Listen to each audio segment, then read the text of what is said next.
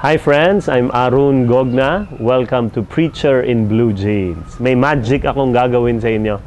Ito ang magic. Papatayuin ko ang panyo. Pero importante, dapat naniniwala ka. Natatayo ito. Okay, ito na. Ready? Ay, bumaksak.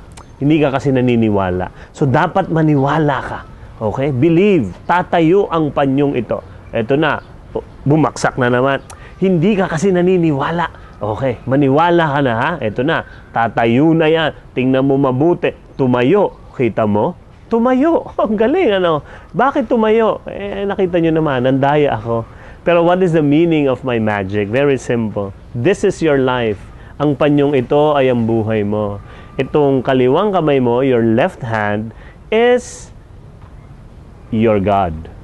If your God will hold your life, it will stand. But if you will hold your life alone, ito yung right hand mo ikaw, bumabaksak ang buhay. Pero ito maganda, sabi ng Diyos, wag lang ako nga hawak ng buhay mo. Hawakan mo rin sa kabilang dulo. Para ano, kahit anong lakas ng bagyo sa buhay, hindi matutumba ang buhay mo. Let me pray for you now. In the name of the Father, Son, and the Holy Spirit. Amen. Father in heaven, I thank you for allowing us. We all thank you for allowing us to choose our lives. And we thank you for cooperating with our decisions as well. And you also, God, allowing us to choose what is important in our lives.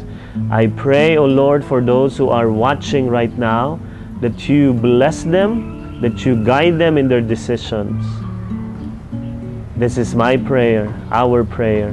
In Jesus' name, amen. In the name of the Father, Son, Holy Spirit. Amen. Thank you for watching Preacher in Blue Jeans, your dose of everyday spirituality. Thank you for your donations and love offerings to Kerygma family. Your generosity allows us to spread God's Word through broadcasts like today's episode. May God bless you abundantly.